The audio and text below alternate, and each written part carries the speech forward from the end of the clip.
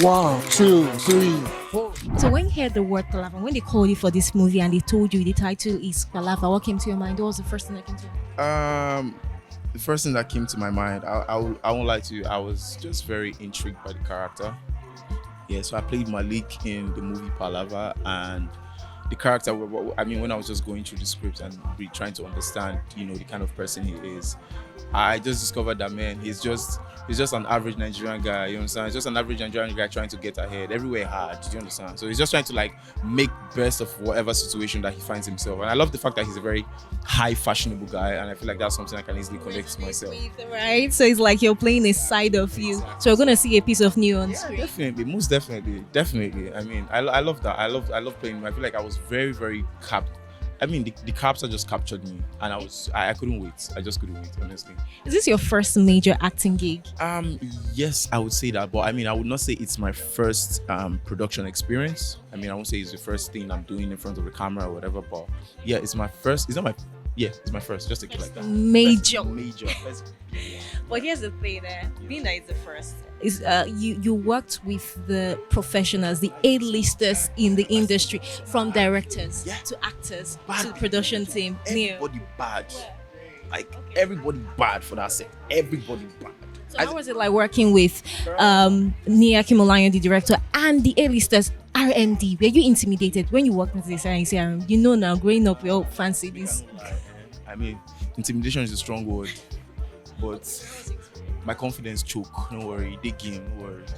But I love the fact that I understood that I was an underdog in this movie. Like I would say it conveniently, because it's not even easy to be in this kind of movie with this kind. You understand?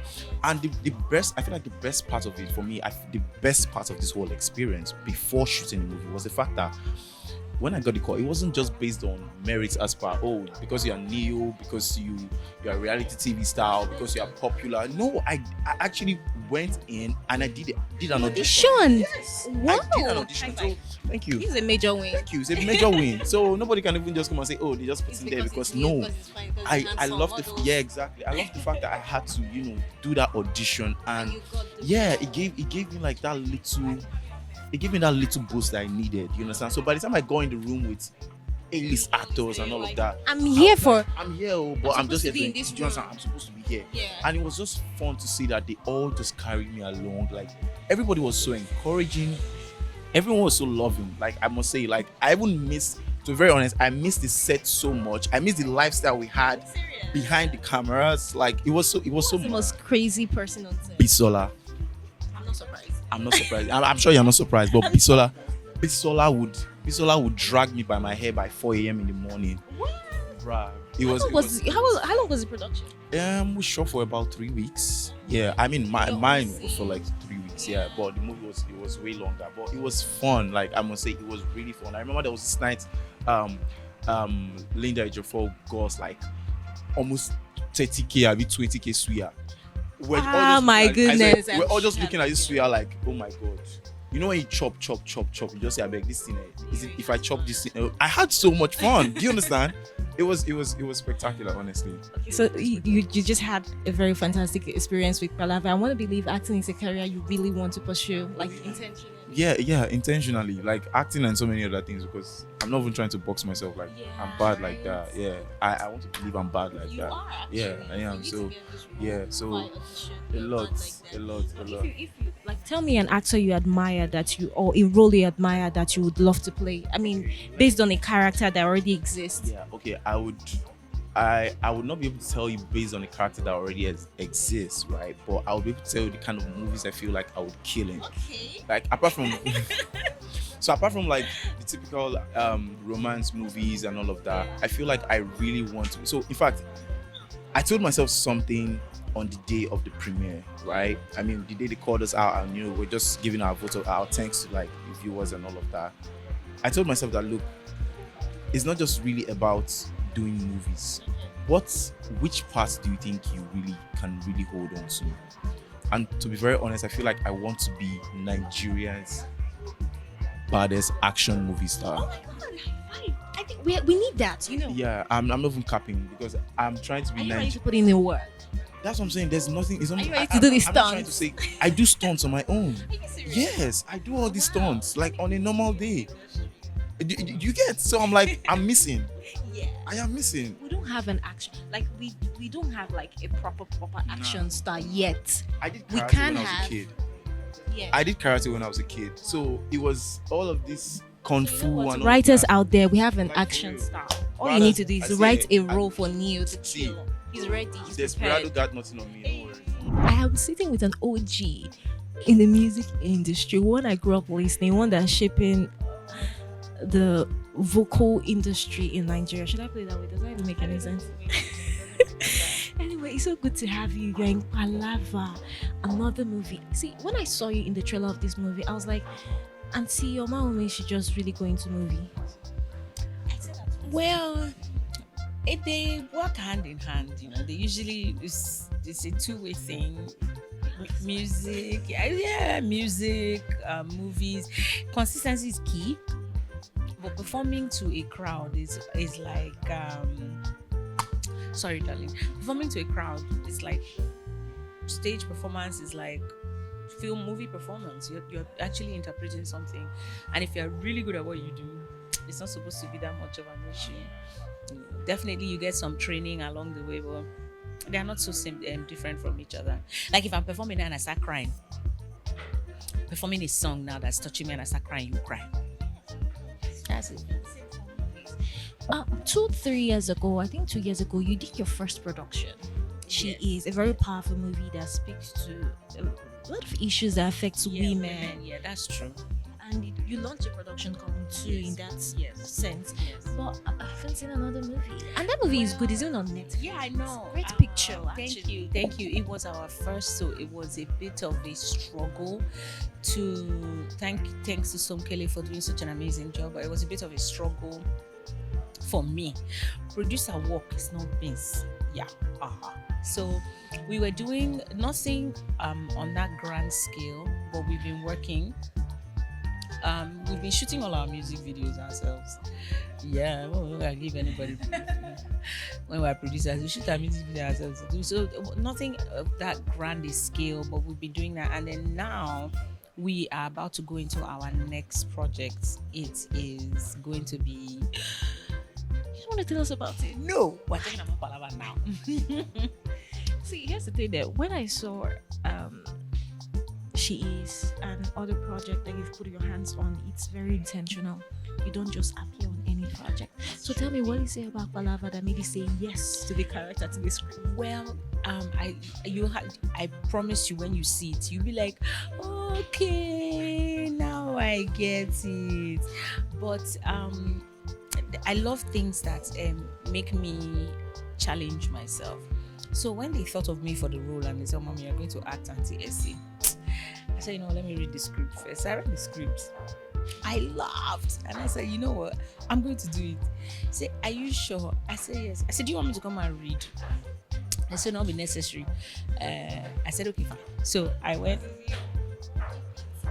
But what they didn't know was that they said, okay, it's fine, don't come and read, because they felt, okay, my personality will match the character. But what they didn't know was that I was going to take it a notch further.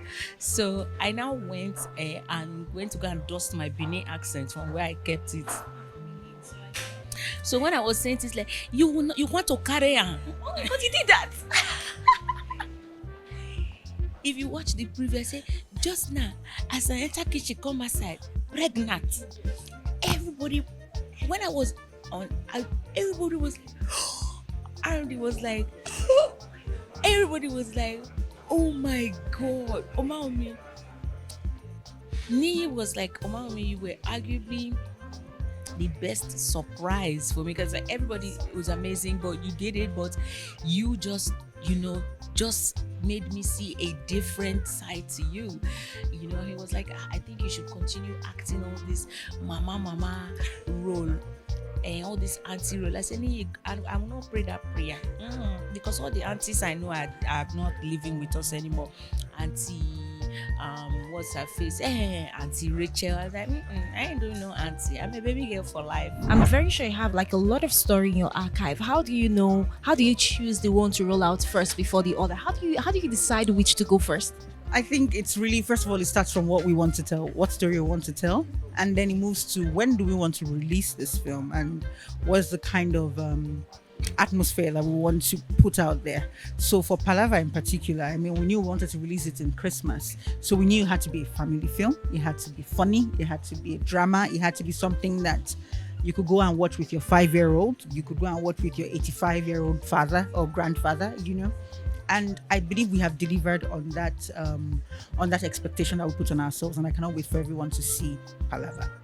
It's drama. Inkblot is like out there. You did wedding party, so we know the kind of experience to expect. But RMD is playing. Should I call him a rock star? A character we've never seen before. How did you convince him? How did you bring him out to play this character? Dude, all he needed to do was read the script and he was sold. Because look, as much as we thought he was perfect for the role because nobody has ever seen him in such a role, he also thought, oh my goodness, I have never played this role.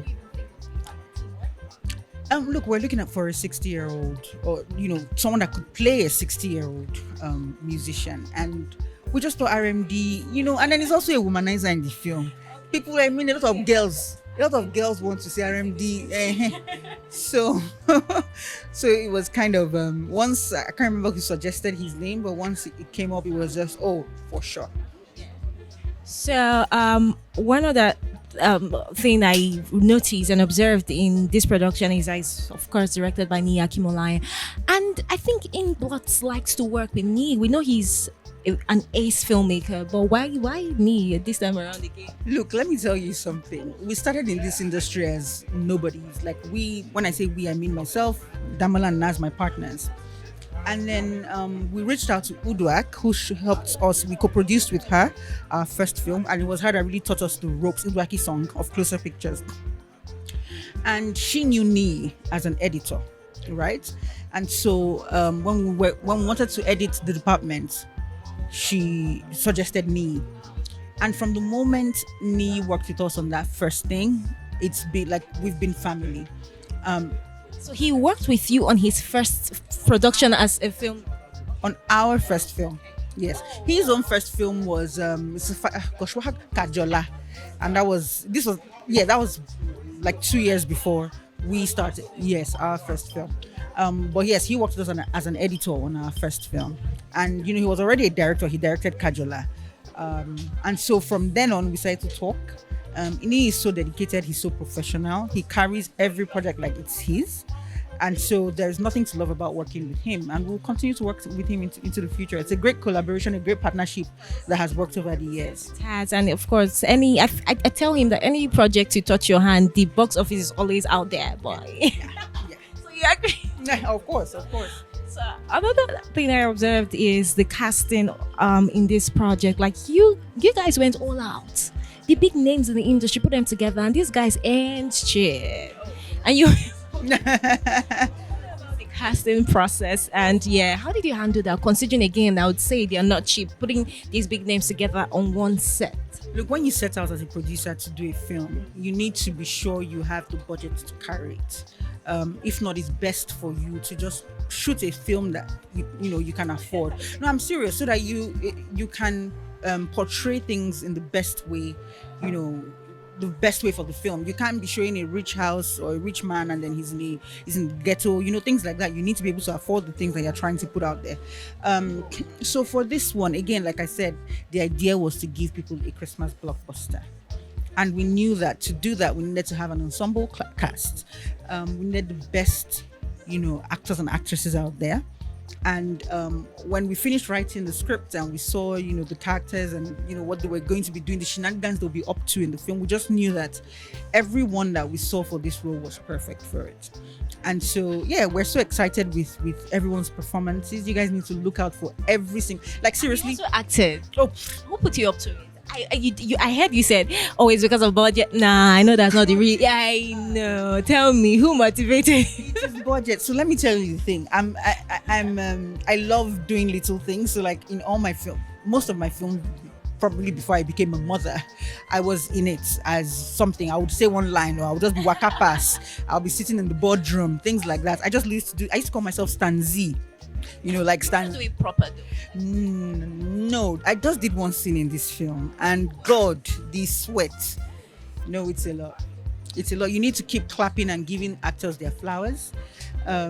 For someone to immerse themselves fully in and embody a character, it's deep. I did just one scene, and I know that it's not. I mean, maybe I will do one more scene. I want to believe that was your problem on set. Well, if you say so, I guess maybe. But no, I don't. It's not something I want to pursue wholeheartedly. I love my production, my executive producer roles. But if it comes up, why not? Last question: who was the craziest person on set, and why should people see Palava this Christmas? Look, when they say where someone's will restop and that person's will restart, that is how the set was. I cannot look. You need to see it to understand what I'm trying to say. Every single person is a mad person. Family member, non-family member, wannabe family member, auntie, gangster, like everybody is in fact, you need to watch it. So why should we see Palava? Because it's the best film you will see this year. It's the biggest film of 2022. You do not want to miss it, because it gives you RMD in a way you've never seen him before, because it gives you all our cast members in ways that, look, you will be so excited. It's rib cracking. I'm not saying this because I think. I'm saying this because I went for the premiere and I saw how people reacted. Yes. So watch out.